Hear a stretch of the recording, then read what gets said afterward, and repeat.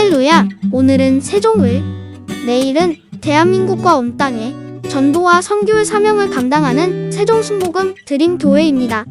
하나님의 사랑과 은혜가 치유와 응답이 있는 성령 충만한 교회입니다.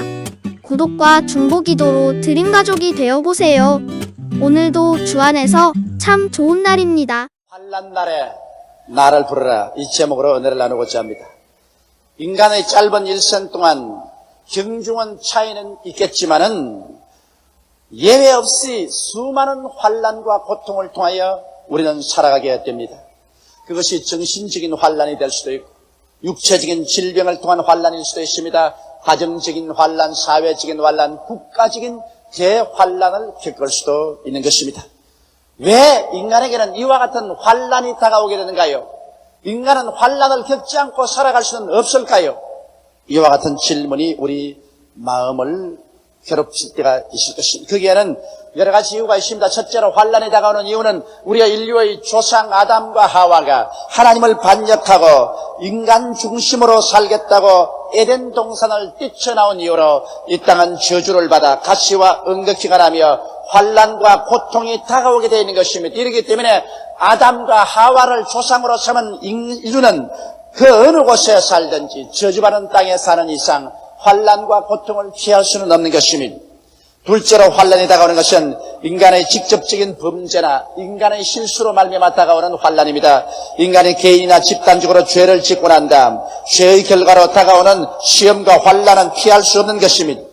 또 효사의 현대 문명을 인간이 개발시켰지만은 인간의 실수로 말미암아 다가오는 대량 환난이 있습니다. 이것은 소련의 우크라이나에서 일어난 원자로 폭발 사고인 것입니다. 체르노빌의 원자로 폭발 사고로 수십만의 인명이 상해를 입고 환난을 당했습니다. 이것은 인간이 만들어 놓은 인재인 것입니다.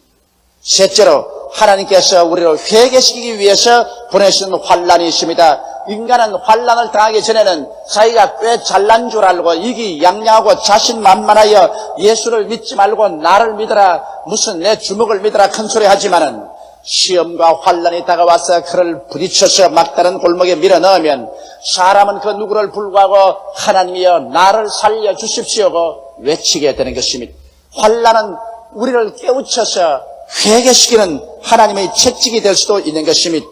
넷째로 하나님은 강한 믿음을 얻게 하기 위하여 환난을 통하게 합니다. 사람이 불을 통하고 물을 통해서 그것을 견뎌내면 강한 믿음이 됩니다. 환난은 인내를 낳고 인내는 연단을 낳고 연단은 소망을 낳는 것입니다. 이러므로 하나님께서는 여러분과 나에게 큰 은혜를 주시기 위해서는 환난을 통해서 연단을 받은 믿음을 얻게 하시는 것입니다. 그러기 위해서 우리에게 여러 가지 환난을 당하면 온전히 기쁘게 느끼라고 성경은 말씀하고 있는 것입니다. 그러므로 여러분, 이런 여러 가지 환난이 우리에게 피치 못하게 다가오는데 이 환난 당할 때 우리는 어떠한 삶의 태도를 취해야 되겠습니까? 무엇을 어떻게 해야 환난이 오히려 변해서 우리에게 크나큰 유익으로 될 수 있겠습니까? 첫째, 환난에서 어떻게 해야 될까를 말씀해 드리겠습니다. 여러분, 우리가 환난 당할 때는 회개의 부르짖음이 있어야 되는 것입니다. 인간은 환난 당하기 전에는 깨어지지 않지만은 환난과 시험을 당하면 깨어지기 시작하는 것입니다. 그러므로 환난이 우리 가슴에 부딪혀 우리에게 무서운 고통이 다가오게 될 때 그때 우리는 무릎을 꿇어 하나님 앞에 회개하고 하나님 앞에 죄악을 다 토해놓아야 되는 것입니다. 저는 저 개인의 신앙생활에도 그렇습니다. 내가 하나님 앞에 모든 것이 태평스럽고 좋을 때는 좀처럼 내가 얼마나 하나님 앞에 잘못하고 사는지를 깨닫지 못합니다. 그러나 갑자기 내게 시험이 다가오고 환난이 다가오면 가장 먼저 내 마음속에 기억나는 것은 내가 하나님께 무슨 죄를 범했는가, 내가 무엇을 잘못했는가, 이것을 찾아보기 시작하고 곧장 하나님 앞에 회개하게 되는 것입니다. 그러므로 여러분, 환난은 여러분과 나에게 죄를 회개시키는 기회가 되기 때문에 우리는 환난 당할 때 하나님께 부르짖어 회개해야 되겠습니다. 우리 교회에 나오는 자매님 한 분의 간증을 말씀해 드리겠습니다. 박애리 자매님인데 이 자매님은 1979년 8월 첫 주일에 우리 교회 은밀을 따라 처음 출석을 했었습니다. 하나님 말씀을 듣고 그 다음 성찬 예배가 계속되는데 성찬이 자기 앞에 오니까 언니가 성찬을 받고 자기에게도 성찬을 떼라고 하는데 성찬의 떡이 더러워 보이고 성찬의 포도주가 더러워 보이더라면 그리스도의 깨어진 몸과 흘리신 피가 더러워 보인다면 그 마음속에 더러운 귀신이 묶고 있다는 것을 증명하고도 남아있는 것입니다. 그래서 성찬 받지 않고서 그날 집으로 돌아가셨습니다. 그런데 그의 동생이 시골에 휴가 갔다가 바구니에 독사 3마리를 선물로 가지고 왔어요. 세상에 휴가 갔다가 독사를 선물로 가져오는 법이 있는지 모르겠어요. 그래서 그 바구니 뚜껑을 열어가지고서 독사를 구경하다가 그만 독사 한 마리가 콱 손가락을 물고 내어달렸었어요. 그래서 독사를 틀어놓고 난 다음 온몸에 독이 펼치기 전에 빨리 주변 병원에 가니까 안 된다. 큰 병원에 가라고. 그래서 너무 급해서 경찰차를 불러가지고 타고 세브란스 병원에 가니까 벌써 독이 온몸에 올라가지고서 몸이 다 굳어지고 혀가 굳어지고 눈이 안 보이고 청력만 조금 남았는데 병원에서는 이미 독이 전신에 퍼졌기 때문에 살 가망이 없다고 진단을 내렸습니다. 그러자 그런 입을 열어 기도도 못하는데 마음속으로 주님이시여 한 번만 봐주십시오. 이 한 번만 나를 불쌍히 여기사 내가 주님을 거역하고 주님 뜻대로 살지 못한 죄를 회개하니 용서해 주시면 다음부터는 내가 마음을 다하여 전적으로 주님을 믿고 살겠으니 주님 한 번만 도와주십시오. 내가 성찬을 더럽게 느낀 죄도 회개합니다. 용서해 주십시오. 입술로는 열어서 말을 못하니까 마음속으로 간절히 회개했습니다. 그러자 하나님의 능력이 그에게 임하셨습니다. 무슨 독을 마실지라도 해를 받지 않는다는 말대로 그는 뱀을 집었지만은 나음을 받아서 세브란스 병원에서 건강하게 걸어 나오게 된 것입니다. 걸어 나오자마자 그는 교회에 대해서 까맣게 잊어버리고 마는 것입니다. 기도도 아니하고 예배당에 오지도 아니하고 말씀도 읽지 아니하고 한 번만 살려주면 하나님 믿겠다는 것도 다 잊어버리고 마는 것입니다. 그래서 자기 마음대로 살다가 뱀에 물린 지 한 달 만에 자동차 사고가 나서 버스가 배 위로 지나가 버리고 말았습니다.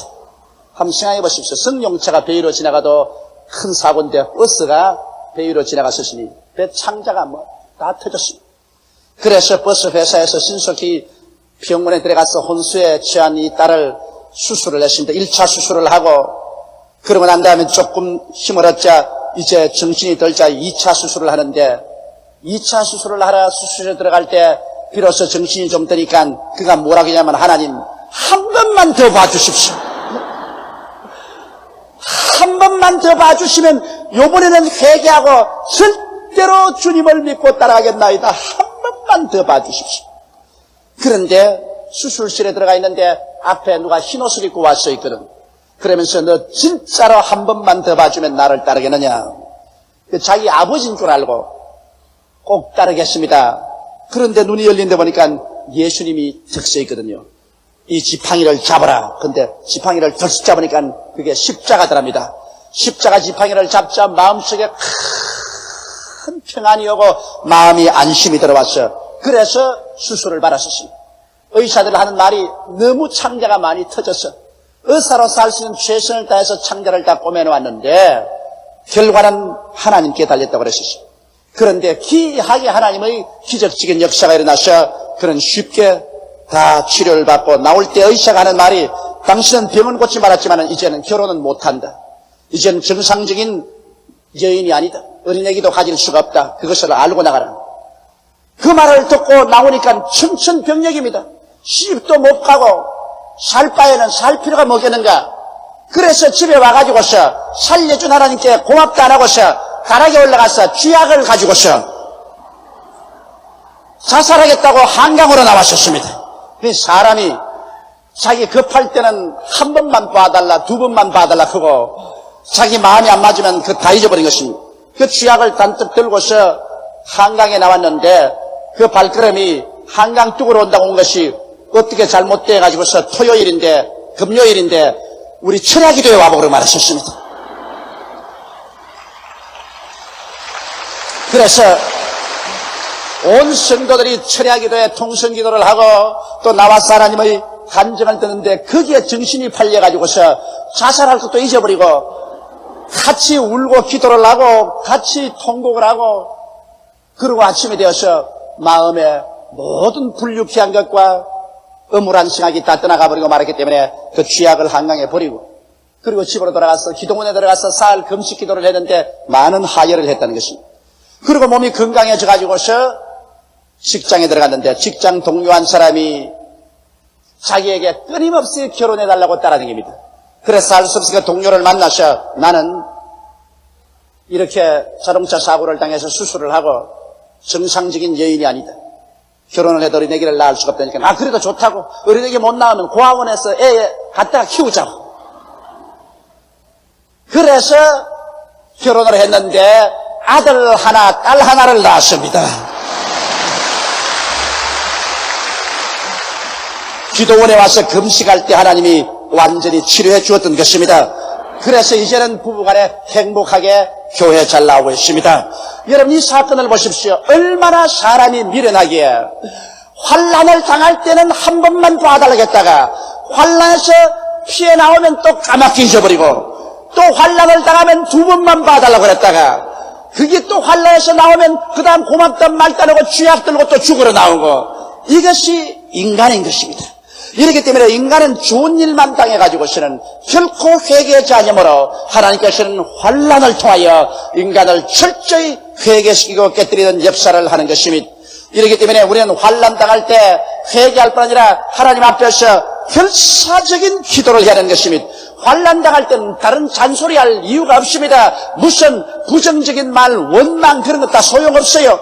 환난 때는 하나님께 부르짖어야 돼요. 성경에 환난 날에 나를 부르라. 내가 저와 함께하여 저를 건지고 영화롭게 하겠다고 말씀하신 것입니다. 성경 역대하 20장 15절로 17절에 보면은 유다왕 여호사밧이 환난을 당했었습니다. 갑자기 모압과 암몬과 마음 사람들이 연합군을 형성해서 군대가 바다 파도처럼 유대를 쳐들어왔습니다. 유대는 미처 그 연합 군대들을 맞이해서 싸울 채비가 되지 못했습니다. 너무나 다급하고 너무나 절망에 처한지라 유다왕 여호사밧은 문무백관을 거느리고 베옷을 입고 그 길로 하나님 성전으로 뛰어가셨습니다. 그래서 성전에서 전국에 금식기도를 선포하고 남녀 물어나고 모두 다 하나님 성전으로 모여오라고 하고 거기에서 하나님께 통곡하며 부르짖어 기도하셨습니다. 그런 마음을 다하고 뜻을 다하고 정신을 다하고 목숨을 다하여 하나님 앞에서 결사적으로 기도를 했었습니다. 그러자 하나님의 성령이 레위인 라헬에게 임하여서 예언이 나타났었습니다. 그 예언의 말씀이 성경에 이렇게 기록되어 있습니다. 라헬이 가로되 온 유다와 예루살렘 거민과 여호사밧 왕이여 들을지어다. 여호와께서 너희에게 말씀하시기를 이 큰 무리로 인하여 두려워하거나 놀라지 말라. 이 전쟁이 너희에게 속한 것이 아니요 하나님께 속한 것이니라. 내일 너희는 마주 내려가라. 저희가 시스고개로 말미암아 올라오리니 너희가 골짜기 여기 여루엘들 앞에서 만나려니와 이 전쟁에는 너희가 싸울 것이 없나니 항우를 이루고 서서 너희와 함께한 여호와가 구원하는 것을 보라. 유다와 예루살렘아 너희는 두려워 말며 놀라지 말고 내일 너희를 마주 나가라.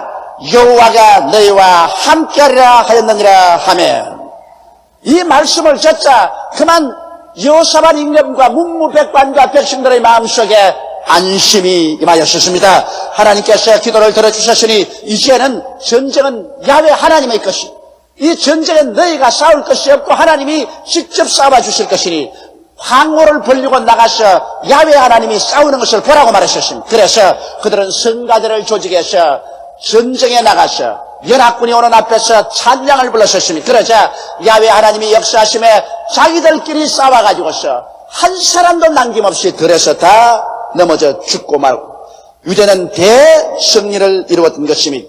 그러므로 여러분 우리가 환난을 당할 때는 결사적으로 기도하면 하나님께서 우리를 대신해서 싸워주시는 것입니다. 우리 교회는 오옥자 자매님의 간증을 들어봐도 그와 같습니다. 1982년 2월 남편이 간 경화증으로 입원을 했습니다. 그런데 병원에서는 보시고 간이 너무 상해서 이젠 도저히 의학적으로는 살 길이 없다고 퇴원식을 하게 해서 퇴원을 시켰습니다. 남편이 간 경화증이 들리자마자 그 부인은 하나님 앞에 결심하고 결사적으로 그날부터 철야 기도에 들어갔었습니다. 그래서 매일 밤 하나님께 우리 남편을 간경화증에서 고쳐달라고 외쳤었습니다. 그런데 언제나 하나님께서 믿음을 주셔서 그만 그 마음속에 남편의 병이 반드시 낫는다는 확신이 마음에 꽉 들어차게 했던 것입니다. 실상 눈에 아무 증거 안 보이고 귀에는 아무 소리 안 들리고 손에 잡히는 건 없는데 이제는 기도만 하면 남편이 어찌하든지 낫는다는 없는 것이 있는 것처럼 확신이 마음속에 들어왔습니다. 그럼에도 불구하고 실제로는 남편이 점점 나빠져서 가을에는 눈 뜨고 볼 수 없을 만큼 처참하게 피골이 상접한데 배는 복수가 차서 남산만치 차여지고 숨도 잘 못 쉬고 이제는 오늘 내일 한 그런 처지에 있었습니다. 자, 마음에 기도하면 하나님께서는 까딱없다고 확신을 주시는데 실제는 그렇게 나빠졌습니다. 그래서 겨울 어느 날 새벽에 그런 하나님이여 이렇게 마음에 확신을 주셨는데 실상은 이렇게 나빠지고 있으니 하나님이 어쩐 일입니까? 우리 남편을 살려주시옵소서. 몸부림치고 기도하는데 마음속에 뚜렷이 하나님의 음성이 들려왔습니다. 내 남편의 병을 예수 이름으로 명하여 쫓아내라. 그래서 그 길로 집에 들어가서 남편의 배우에 손을 얹고 나사렛 예수 이름으로 명하노니 이 복수를 자기하는 간경화증은 물러가라고 사흘을 그렇게 명령을 했더니만 사흘째 소변을 보기 시작하는데 그 배에 가득한 물이 다 나오고 난 다음 일주일 만에 거짓말같이 깜짝같이 나와버리고 말았습니다. 하나님의 위대한 기적이 나타났고 간경화증은 온데간데 없이 사라지고 그 부분은 우리 교회에 지금 열심히 출석합니다. 아마 오늘 이 예배 출석해서 내 이 설교를 듣고 있는지 모르겠습니다. 그러므로 환난 때는 여러분 하나님께 무조건하고 부르실 때인 것입니다. 회개할 때요, 부르실 때요. 그렇게 해서 하나님께서 우리에게 나타나셔 우리의 환경과 운명을 변화시키는 능력을 베풀도록 해야만 되는 것입니다.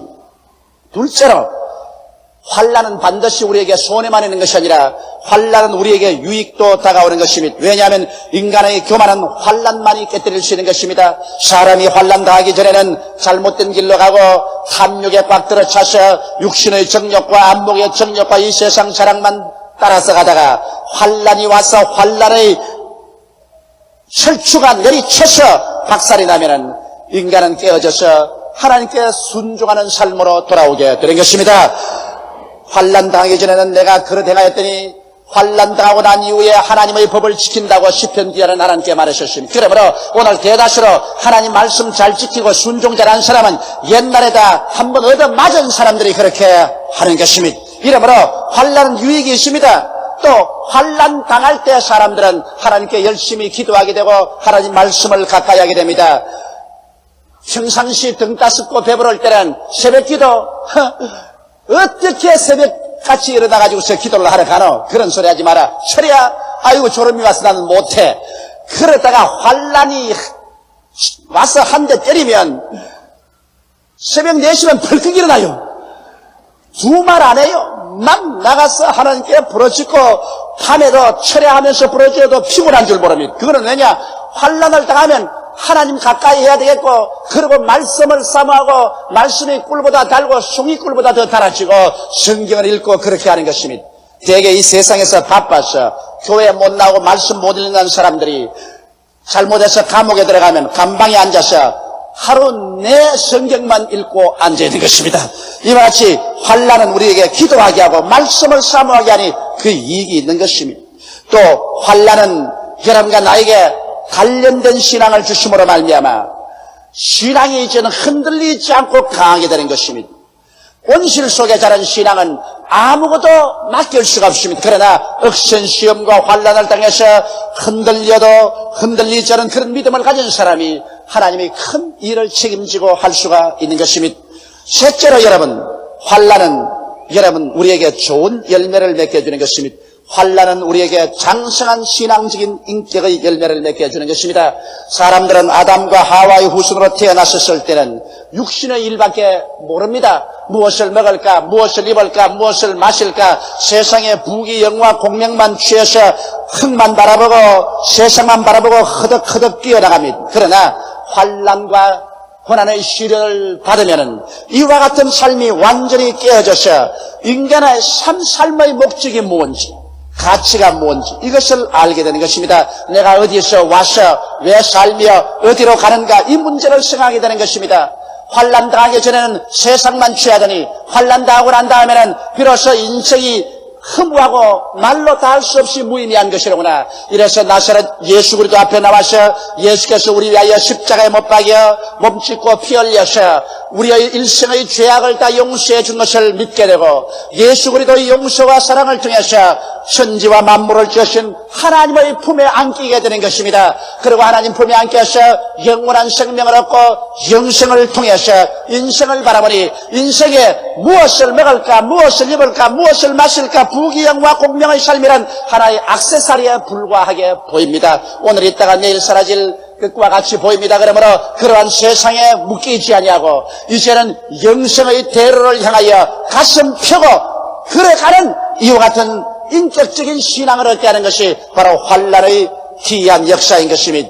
그럴 뿐 아니라 연단받은 신앙 위에 하나님께서 소망을 이루어 주시는 것입니다. 야고보서 5장 10절로 11절에는 형제들아 주의 이름으로 말한 선지자들로 고난과 오래 참음의 본을 삼으라.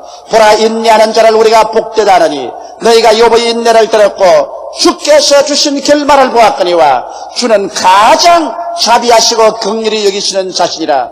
우리가 환난을 이기고 나면 주님께서 가장 자비하고 긍휼된 결과를 주시는 것입니다. 이렇기 때문에 환난 당할 때 우리가 부정직이 되고 원망하고 절망해버리면 그 사람은 환난의 밥이 되어버리고 마는 것입니다. 그러나 환난을 당할 때 고개를 높이 들고 내가 이 환난과 시험을 통해서 정금같이 되어 나올 것이다. 그러므로 긍정적이고 적극적인 태도를 가지고서 환난은 반드시 환난과 그 동등 이상의 축복을 뒤에 가져온다는 것을 알고 견뎌나가면 반드시 환난은 지나가고 그 자리에 하나님의 큰 축복이 다가오게 되는 것입니다. 여러분, 그러므로 환난은 바로 하나님께서 우리에게 축복을 가져오게 한 천사인 것입니다. 환난이 다가와서 우리를 시험해보고 연단해보고 난 다음에 그 연단과 시험을 넘기게 하면 그 환난의 가면을 벗어버리면 하나님의 웃는 찬란한 얼굴을 가진 천사요. 그 결과로 하나님께서는 소망을 이루어 주십니다. 영혼이 잘됨같이 범사의 잘됨에 강건하고 생명을 얻되 넘치게 얻는 한 단계 높고 깊은 신앙으로 발전시켜 주시는 것입니다. 이렇기 때문에 하나님께 큰 축복을 받기를 원하시는 사람은 축복이 오기 전에 반드시 시험과 환난이 다가온다는 것을 잊지 말아야 되는 것입니다.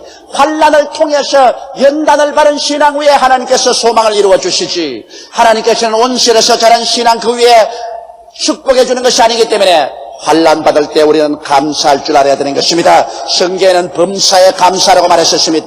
범사란 것은 좋을 때만 아니라 나쁠 때도 범사인 것입니다. 일이 잘 될 때뿐 아니라 일이 안 될 때도 범사인 것입니다. 그러므로 범사에 감사라는 것은 일이 잘 될 때도 감사하고 안 될 때도 감사하고 좋을 때도 감사하고 굳을 때도 감사라는 것은 그 시험과 환난이 예수를 믿는 사람에게는 모든 일이 합력하여 결과에는 선하게 된다는 것입니다. 이러므로 여러분 환난 당하고 계십니까? 고난 속에 계십니까? 참고 견디십시오. 그러면 나중에 그 환난이 지나고 나면은 반드시 환난은 그와 동등 그 이상의 축복을 가지고 오게 되는 것입니다. 이것을 알게 되면 우리는 큰 기대를 가지고 인생을 살아갈 수 있는 것입니다. 그 다음 환난은 하나님을 영화롭게 하는 사람으로 만들어줍니다. 여러분, 이 세상 섭리란 참 이상해요. 환난을 받은 사람이 하나님을 영화롭게 합니다. 가정에도 보면 대개 부모님들이 자식을 금지 오개보러 길러서 부족한 것이 없이 귀하게 다루어 기른 자식이 나중에 커서 효도하는 사람이 별로 없습니다. 물론 효도하는 사람이 있겠지만은 대다수로 오히려 불평하면서 부모가 이것도 뭘 해줬다 저것도 뭘 해줬다 그렇게 원망하는 것입니다. 그러나 제가 30년 동안 목회하면서 경험한 것은 오히려 가정이 가난해서 부모가 잘 먹이지도 못하고 입히지도 못하고 교육도 잘 못 시키고 어린 나이에 벌써 나가서 중노동을 하고 한 이런 사람들이 나중에 장성해서까지라도 끝없이 자기 부모님들을 걱정하고 고생한다고 울고 그를 위해서 무엇이 좋은 일을 하려고 애쓰는 것을 보게 될 때 고생해서 기른 자식이 오히려 효도로 나타난 것을 보고 내가 감개무량한 생각이 생겼었습니다. 여러분, 우리 교회는 이 세상에서 굉장히 고생하면서 사는 사람이 많이 오는데 이러한 사람들이 와서 부모 위해서 걱정 많이 하는 것을 내가 보고 정말 환난을 당해서 고통을 겪은 자녀들이 부모를 더 공경하는 것을 알았었습니다. 여러분, 하늘나라도 꼭 같은 이치인 것입니다. 이 세상에 아무 시련 없이 자란 사람은 하나님께 영광을 안 돌리지만은 그 센 시련과 환난을 통해서 물을 통하고 불을 통하고 고난을 통해서 신앙을 붙잡고 나온 사람은 진실로 하나님께 감사하고 하나님께 물질 드리고 몸 드리고 충성을 하며 하나님을 영화롭게 하는 사람들이 된 것을 저는 늘 보고 있는 것입니다. 그러므로 환난 날에 나를 부르라. 내가 저와 함께 저를 건지면 저가 나를 영화롭게 하리라고 성경은 말하고 있는 것입니다. 환난을 즐거워할 자는 아무도 없습니다. 왜냐하면 환난은 깊은 아픔과 상처를 가져오기 때문인 것입니다. 그러나 영적인 신앙의 성장과 발전은 육신적인 상처와 아픔 위에서 이루어지는 것입니다. 바로 환난 당할 때는 육신은 울고 영으로는 하나님께 찬미하며 감사하게 되는 것입니다.